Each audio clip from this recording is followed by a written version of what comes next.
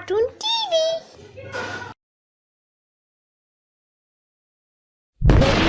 बारिश का कहर। रात के समय जोर से बारिश हो रही थी।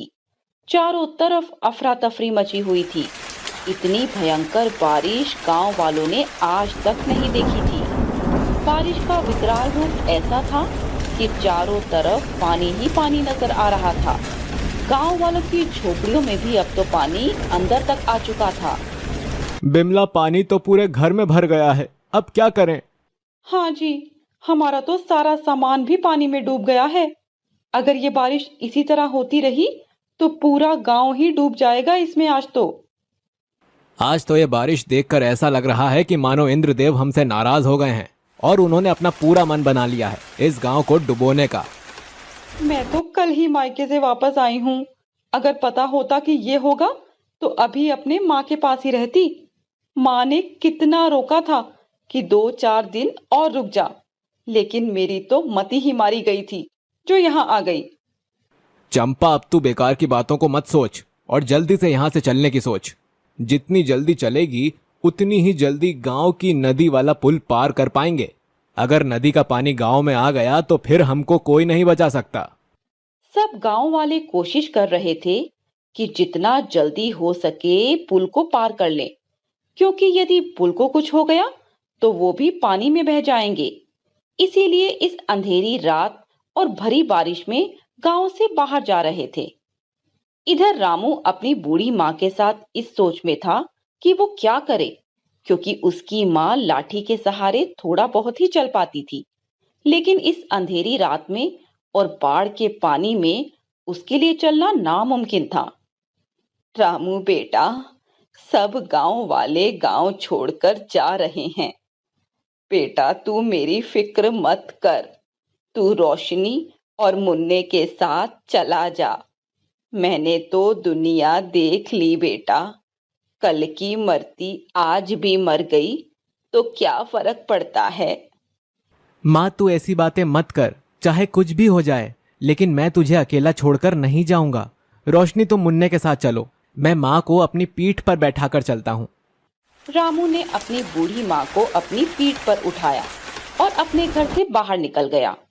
हर कोई अपनी जान बचाने की पूरी कोशिश कर रहा था और इस बाढ़ से बचने के लिए गांव से बाहर भाग रहा था। जो पुल इस गांव को शहर से जोड़ता था उस पर भी पानी आ रहा था। ये गांव नीचे था और अगर ये नदी अपना विकराल रूप ले लेती है तो सबसे पहले ये गांव ही डूबेगा और गांव वालों को बचने का शायद कोई मौका ना मिले, क्योंकि इस गांव से बाहर निकलने का यही एकमात्र पुल था। जल्दी जल्दी चलो भैया, देखो इस पुल पर भी पानी आ रहा है। अगर ये बारिश ऐसी ही चलती रही तो पुल भी डूब जाएगा, इसीलिए जितनी जल्दी हो सके यहाँ से बाहर निकलो। सुनो जी, जो गांव के दूसरे छोर पर रहते हैं उनके यहाँ आने तक तो ये पुल पानी में ही डूब जाएगा। हाँ, उन बेचारों का तो भगवान ही मालिक है अब, लेकिन अगर वो शमशान घाट के रास्ते से आ जाएं तो वो भी जल्दी आ सकते हैं, क्योंकि शमशान घाट वाला रास्ता बहुत ही शॉर्टकट वाला है। लेकिन उस रास्ते पर तो चुड़ैल का साया है, आप तो जानते ही हैं। जो गांव वाले पुल के नजदीक रहते थे उन्होंने तो पुल पार कर लिया और अपनी जान बचा ली, लेकिन अब मुसीबत थी तो गांव के उन लोगों के लिए जो गांव के दूसरे कोने में रहते थे। जानकी, जल्दी जल्दी पैदल चला कर, इतना धीरे चलेगी तो समय पर नहीं पहुंच पाएंगे हम पुल पर। कहीं नदी का उफान आ गया तो हमको भी बहा ले जाएगा अपने साथ। अब मैं कोई मछली नहीं हूँ जो पानी में तेजी से भगती फिरूं। जितना तेज हो सकता है चल रही हूँ, और यदि किस्मत में यूं ही डूबकर मरना लिखा है तो फिर चाहे जितनी भी तेज भग लो, हम तब भी नहीं बच सकेंगे। ऐसे समय में भी तेरी जुबान कैंची के जैसे चल रही है। जितनी तेज इसको चलाती है ना, उतनी ही तेज अपने पैरों को चला। और वहीं पर एक झोपड़ी के अंदर एक बुजुर्ग दंपत्ति भी थे जिनकी कोई सुध लेने वाला नहीं था। कौशल्या दीदी और भजन काका। कोई नहीं था इन दोनों का। एक बेटा था भुरिया, जो कि सालों पहले यहाँ से किसी को बिना बताए कहीं चला गया था। तब से यह दोनों एक दूसरे का सहारा बनकर जी रहे थे। बुढ़िया के बापू, तुम मेरी बात क्यों नहीं मानते? चले जाओ यहाँ से और अपनी जान बचा लो। क्यों मेरे साथ यहाँ पानी में बैठे हुए हो? कौशल्या, अब इस उम्र में कहाँ भाग कर जाऊंगा। अरे हमने अच्छा बुरा वक्त एक साथ देखा है, तो अब इस अंतिम समय में भी दोनों एक साथ ही चलेंगे ऊपर वाले के पास। ऐसा मत बोलो, मैं तो चल नहीं सकती, लेकिन तुम थोड़ा बहुत चल लेते हो। किसी की मदद मांग कर चले जाओ पुल के पार। कौशल्या दादी के बार बार बोलने पर भी भजन काका वहां से नहीं जाते और वहीं बैठ जाते हैं। बारिश अब भी रुकने का नाम नहीं ले रही थी। गांव वाले इस अंधेरी बरसाती रात में अपनी जान बचाने के लिए पुल पार जाने की पूरी कोशिश कर रहे थे। सीधा रास्ता छोड़कर हरिया एक दूसरे रास्ते की तरफ मुड़ गया और उसके पीछे चलने वाले लोग अचानक से रुक गए। ये हरिया किस रास्ते पर जा रहा है? वो तो शमशान घाट वाला रास्ता है। सुनो जी, ये आप किस और मुड़ गए? वो शमशान घाट वाले रास्ते पर क्यों चले गए आप? हरिया वापिस आओ, हम उस रास्ते से नहीं जा सकते। वापिस आओ। गांव वालों, आगे आगे पानी का स्तर बढ़ता जा रहा है और पुल भी बहुत दूर है। हमको यहाँ से जाने में 1 घंटा लग जाएगा। हो सकता है कि हम वहां पहुंचने से पहले ही डूब जाएं। सिर्फ इसी रास्ते से हम 15-20 मिनट में पहुंच सकते हैं। नहीं नहीं, पानी में डूबने से तो बच भी सकते हैं, लेकिन अगर किसी चुड़ैल ने पकड़ लिया तो बचना मुश्किल है।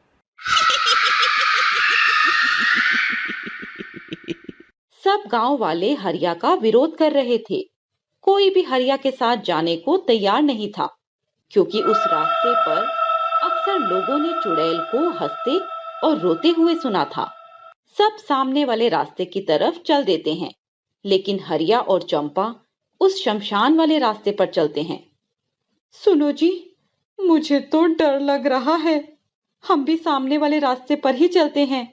मैंने सुना है कि चुड़ैल को गौर रंग वालों का मांस खाने में बड़ा मजा आता है। मैं तो इतनी गोरी हूँ। हे भगवान, बचा ले मुझे। चंपा डरती डरती हरिया के पीछे चल रही थी, तो दूसरी तरफ गांव वाले सामने वाले रास्ते से चल रहे थे और पानी का स्तर बढ़ता ही जा रहा था। तभी रामू की माँ, जिसको रामू ने अपनी पीठ पर उठा रखा था, वह बोलती है, गांव वालों, मेरी बात मानो तो तुम सब भी हरिया के साथ ही चलो। इसी में सबकी भलाई है, क्योंकि इस रास्ते से हम पुल तक नहीं पहुंच सकेंगे। माँ, ये कैसी बातें कर रही हो? तुम्हें तो पता है ना कि उस रास्ते पर चुड़ैल रहती है। हाँ बेटा, मुझे पता है, लेकिन पूरा गांव अगर साथ है तो हम चुड़ैल का सामना तो कर सकते हैं, लेकिन इस पानी का सामना नहीं कर सकते बेटा। उस रास्ते चलने पर ही बचने की उम्मीद है। मेरी बात मानो सब लोग। मैं तो 70 साल की हो चुकी हूँ। मुझे अपनी जान की चिंता नहीं है। मैं तुम सबकी भलाई के लिए बोल रही हूँ। माँ जी ठीक कहती है, हमको हरिया भैया के पीछे ही चलना चाहिए। सब गांव वाले कुछ देर के लिए रुकते हैं और आपस में सलाह करते हैं। सबको रामू की माँ की बातें समझ में आती हैं। फिर सभी शमशान घाट वाले रास्ते से चलने के लिए तैयार हो जाते हैं। उधर हरिया और चंपा भी आगे निकल आए थे। चंपा बहुत डर रही थी। सुनो जी, थोड़ा धीरे धीरे चलो। आप तो इतनी तेज चल रहे हो कि यदि चुड़ैल ने मुझे पीछे से उठा भी लिया तो आपको तो पता भी नहीं चलेगा। चंपा, अगर मैं भी तेरी तरह धीरे धीरे चलने लगा तो जरूर वो चुड़ैल हमको पकड़ लेगी। इसीलिए जल्दी जल्दी चलो, ये शमशान घाट का रास्ता पार कर लो। दोनों चल रहे थे कि तभी चंपा को पीछे से कुछ आवाजें आती हैं। वो बहुत डर जाती है और हरिया के पास चीखती हुई भागकर जाने लगती है। चुड़ैल चुड़ैल, बचाओ बचाओ। चंपा भागकर हरिया को पकड़ लेती है। चंपा, कहाँ है चुड़ैल? क्या हो गया है तुझे? वो देखो, पीछे। पीछे तो सब गांव वाले आ रहे हैं, वो देख। चंपा देखती है कि सब गांव वाले आ रहे थे। उनको देखकर चंपा की जान में जान आती है। हरिया और चंपा वहीं रुककर उनका इंतजार करते हैं। भाई हरिया, हमको माफ करना, हम भी तुम्हारे साथ ही चलेंगे। और सब गांव वाले एक साथ चलने लगते हैं। अभी उनको कुछ ही देर हुई थी कि उनके सामने एक चुड़ैल आ जाती है और जोर जोर से हंसने लगती है। तुम सब मेरे रास्ते पर क्यों आए हो? क्या तुमको अपनी जान प्यारी नहीं है? देखो गांव वालों, मैंने कभी भी किसी को गांव में जाकर परेशान नहीं किया। फिर तुम सब यहाँ क्यों आए हो? चुड़ैल को देखकर सब डर से थर थर कांपने लगते हैं। चंपा तो चुड़ैल को देखकर बेहोशी हो गई थी। इससे पहले कि सब इधर उधर भागते, रामू की माँ बोलती है, चुड़ैल रानी, हमारा गांव बाढ़ की चपेट में आ गया है, इसीलिए हमको तुम्हारे रास्ते पर आना पड़ा। हमको सड़क से जोड़ने वाले पुल को पार करके उस पार जाना है, क्योंकि हमारा गांव तो पानी पानी हो गया है। अच्छा, तो ये बात है। देखो गांव वालों, मैं तुम्हारी मदद कर सकती हूँ, अगर तुम भी मेरी मदद करने का वचन दो। लेकिन हम तुम्हारी क्या मदद कर सकते हैं? वो मैं तुम्हें समय आने पर बता दूंगी। अब मुझे जल्दी से वचन दो। ठीक है, हम वचन देते हैं कि जब तुम कहोगी हम तुम्हारी मदद करेंगे। ठीक है, चलो फिर मैं तुम्हारी मदद करती हूँ। ओ अम्मा, तुम मेरे साथ आ जाओ, मैं तुमको पुल पार करा देती हूँ। चुड़ैल रामू की माँ को उठाती है और उसको लेकर पुल की तरफ चल देती है। गांव वालों की भी जान में जान आई थी कि चुड़ैल उनकी मदद कर रही है, लेकिन चंपा होश में आने पर भी अभी डरी हुई थी। चुड़ैल ने रामू की माँ को पुल के दूसरी तरफ पहुंचा दिया था और फिर से वह दौड़ती हुई वापस चल देती है और रास्ते में वे कहीं पेड़ थे तो उनको भी हटा देती है, गड्ढों को पत्थरों से भर देती है। वापस आकर वह गांव वालों को कहती है, गांव वालों, ये रास्ता एकदम ठीक है और जहाँ खराब था वो मैंने ठीक कर दिया है। तुम सब यहाँ से जल्दी चलो। मैं गांव में देखकर आती हूँ कि कहीं किसी को मेरी मदद की जरूरत ना हो। चुड़ैल गांव की तरफ चली जाती है और गांव वाले पुल की तरफ बढ़ रहे थे। पानी अब पुल को भी नुकसान पहुंचा रहा था और कहीं कहीं से तो वह पुल टूट भी गया था। उधर गांव के दूसरे कोने में भजन काका और कौशल्या काकी भी पानी में डूब ही रहे थे कि तभी वहां चुड़ैल आ जाती है। चुड़ैल को देखकर वे दोनों डर जाते हैं। डरने की जरूरत नहीं है अम्मा, मैं तुम दोनों को बचाने आई हूँ। चुड़ैल दोनों को उठाती है और पुल की तरफ दौड़ने लगती है। रास्ते का मंजर देखकर चुड़ैल को समझ नहीं आ रहा था कि वो किसको छोड़े और किसको बचाए, क्योंकि पानी अब सब कुछ बहाकर ले जा रहा था। उसके सामने कुछ लोग और पानी में बह रहे थे। चुड़ैल जल्दी से भजन काका और कौशल्या काकी को पुल के उस पार उतार देती है और फिर वापस जाने लगती है। लेकिन तभी वो देखती है कि पुल भी अब टूटने लगा था। उस पर चलने वाले लोग भी अब इधर उधर गिरने लगे थे। चुड़ैल पुल के नीचे जाती है और उसको सहारा देकर संभालती है। जल्दी जल्दी पुल पार करो, जल्दी से पार करो सब लोग। चंपा जल्दी आ, दीनू भैया जल्दी करो। हाय राम, ये पुल तो टूट ही गया है। भगवान, बस आज बचा ले किसी तरह, मैं 1.25 रुपए का प्रसाद चढ़ाऊंगी। वे चुड़ैल रात भर इसी तरह पुल को पकड़कर खड़ी रहती है और गांव वाले दूसरी तरफ चले जाते हैं। सुबह होते होते बारिश भी रुक गई थी, लेकिन वह गांव पूरी तरह से पानी में डूब चुका था। इस तरह एक चुड़ैल की मदद से सब गांव वालों की जान बच जाती है। गांव वालों, लेकिन अपना वादा याद रखना, समय आने पर तुमको मेरी मदद करनी पड़ेगी, वरना मैं किसी को जिंदा नहीं छोड़ूंगी। एक बार की बात है, मुंबई शहर में रोहन और सोहन नाम के दो दोस्त रहते थे। वे दोनों एक ही कंपनी में काम करते थे। एक दिन वे दोनों ऑफिस की कैंटीन में बैठे हुए थे, तो रोहन ने कहीं बाहर घूमने जाने का प्लान बनाया। अरे सोहन भाई, काफी दिन हो गए बाहर घूमे, क्यों ना हम इस वीकेंड पर कहीं घूमने चलें? हाँ, तूने सही कहा। ऑफिस का काम करते करते जिंदगी में बोरियत आने लगी है। तेरा आइडिया अच्छा है, मगर हम जाएंगे कहाँ? रोहन कुछ देर अपने मन ही मन सोचने के बाद सोहन को कहता है, गोवा। गोवा कैसा रहेगा? बिल्कुल अच्छा रहेगा भाई। तो ठीक है, मिलते हैं इस वीकेंड पर, वहां हम खूब मजे करेंगे। रोहन वीकेंड पर सोहन के घर सुबह जल्दी तैयार होकर पहुंच जाता है और सोहन को अपनी कार में बिठा लेता है। वे दोनों गोवा के लिए निकल पड़ते हैं। रास्ते में चलते चलते उन्हें सुबह से शाम हो जाती है। तभी उनके सामने दो रास्ते आते हैं। रोहन कंफ्यूज हो जाता है कि वह किस रास्ते में जाए, इसीलिए वो अपने फोन में मैप देखता है। पहला रास्ता जंगल से होकर गुजरता था, जो उन्हें गोवा जल्दी पहुंचा देता, और दूसरा रास्ता हाईवे की तरफ से जा रहा था। इस रास्ते से वे गोवा थोड़ी देर पे पहुंचते, इसीलिए रोहन को पहले रास्ते में जाना ही ठीक लगा। रोहन पहले रास्ते की तरफ अपनी कार मोड़ लेता है, मगर सोहन को यह ठीक नहीं लगा। रोहन, तूने जंगल वाले रास्ते से क्यों ले लिया? इस रास्ते से रात के समय जाना ठीक नहीं है मेरे भाई।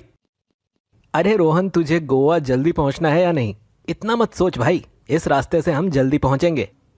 कुछ देर बाद रात भी हो जाती है। थोड़ी दूर चलते चलते अचानक से तेज बारिश भी शुरू हो गई।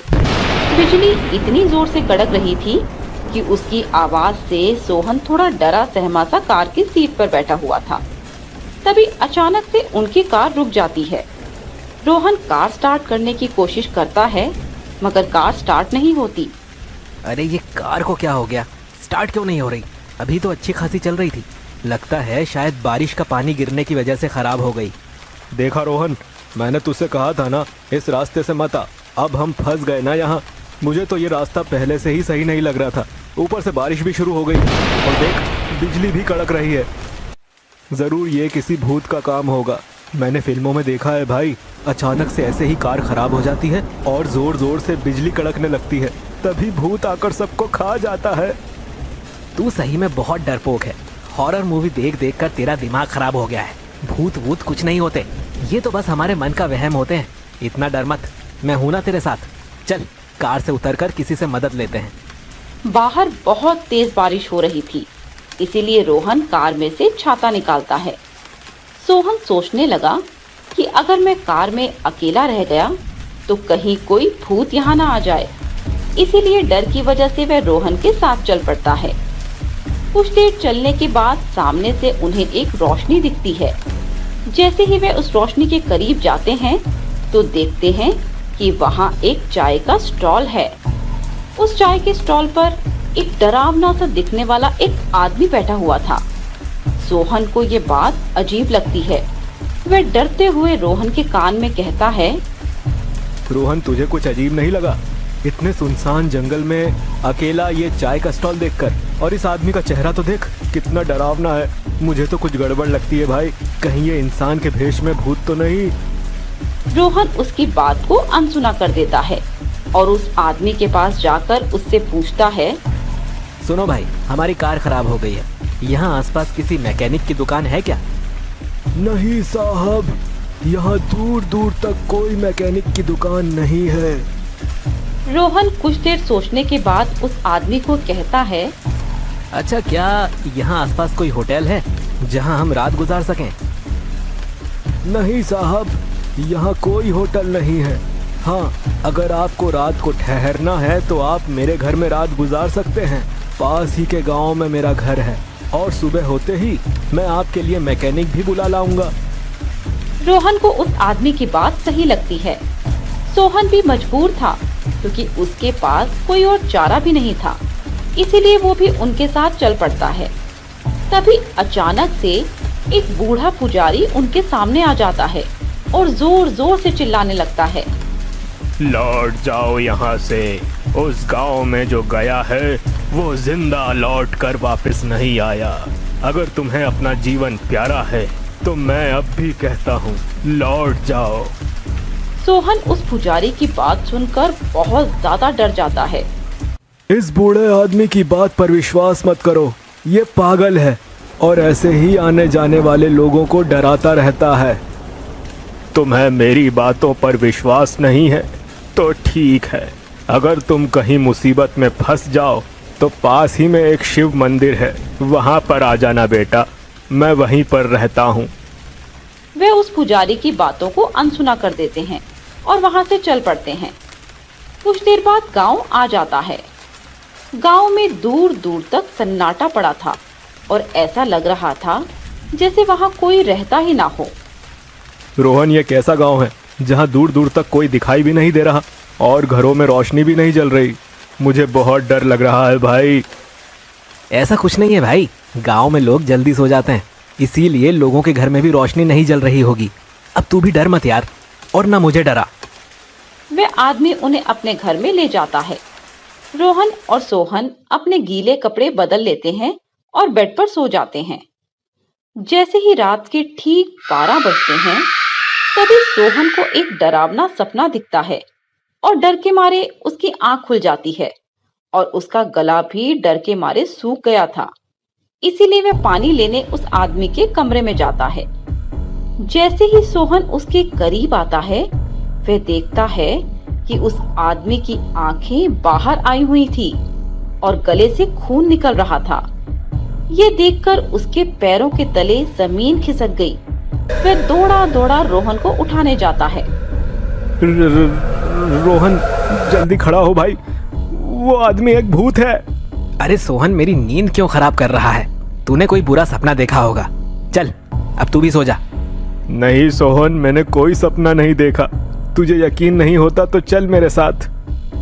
रोहन सोहन के साथ उस आदमी को देखने उसके कमरे में जाता है। वह आदमी अपने बेड पर लेटा हुआ था। रोहन जब उसके करीब जाता है, वह आदमी एक डरावने भूत में बदल जाता है, जिसका चेहरा देखकर रोहन के भी होश उड़ जाते हैं। डर की वजह से उसके पैर कांप रहे थे। आखिर कोई शिकार फंस ही गया मेरे हाथों में। अब तुम्हारा बचना नामुमकिन है। रोहन और सोहन अपनी जान बचाने के लिए उस घर से भागने लगते हैं। जैसे ही वे दोनों घर से बाहर निकलते हैं तो देखते हैं कि वह घर एक खंडर के रूप में बदल जाता है। वह भूत उनका पीछा करने लगता है। वे दोनों अपनी जान बचाकर भाग ही रहे थे कि उनके सामने एक डरावनी सी औरत उनका पीछा करने लगती है। अब वह उन दोनों के मन में बस यही चल रहा था कि वे अपनी जान कैसे बचाएं। तभी अचानक से सोहन का पैर फिसल जाता है और वो गिर जाता है। सोहन, जल्दी खड़ा हो। इतने में सोहन खड़ा होता है। वह भूत और डरावनी दिखने वाली औरत सोहन को अपने साथ उस खंडर में ले जाती है। रोहन काफी डरा हुआ था। उसको कुछ समझ नहीं आ रहा था कि अब वह क्या करे। बस वह दौड़ता रहा। तभी उसे मंदिर की घंटियों की आवाज सुनाई देती है। ये आवाज तो मंदिर की घंटियों की है। शायद ये वही शिव मंदिर है जहाँ पर वो पुजारी रहते हैं। मुझे जल्दी से वहाँ पहुँचना होगा। रोहन मंदिर की घंटियों की आवाज का पीछा करते हुए उस मंदिर तक पहुँच जाता है। वहाँ पहुँचते ही उन पुजारी के पास जाता है और उन्हें सारी बातें बताता है।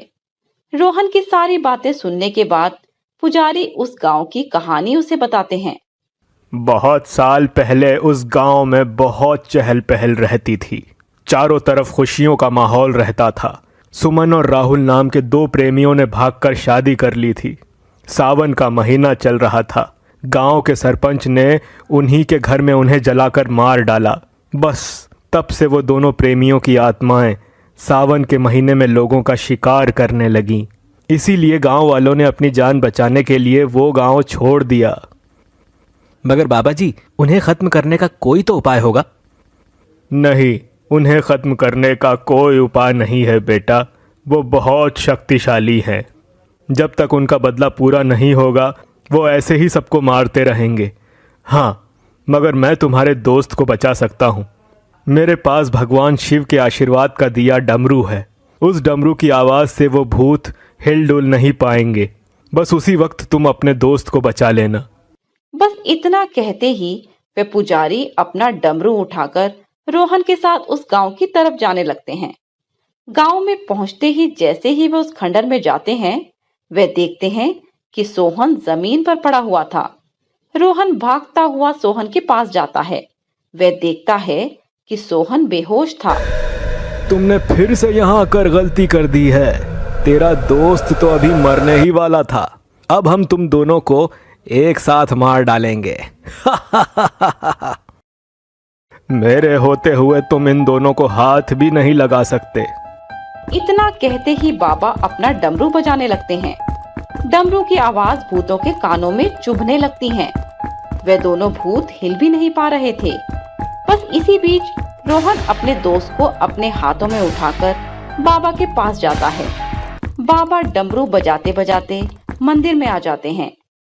मंदिर में पहुंचते ही रोहन अपने दोस्त की आंखों पर पानी गिरता है। वह होश में आ जाता है। रोहन, मैं यहाँ कैसे पहुंचा? मुझे तो जब वो भूत खींच कर ले जा रहे थे तब शायद मैं बेहोश हो गया था। सोहन, हमें इन बाबा ने बचाया है। अच्छा हुआ ये मुझे मिल गए थे। अगर ये ना होते तो आज हम दोनों नहीं बच पाते। रोहन और सोहन उन पुजारी का बहुत धन्यवाद करने लगते हैं। सुबह होते ही वे दोनों अपने घर लौट जाते हैं।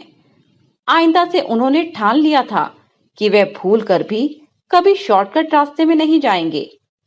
आज भी वे दोनों उस रात के बारे में सोचते हैं तो उनका दिल दहल उठता है।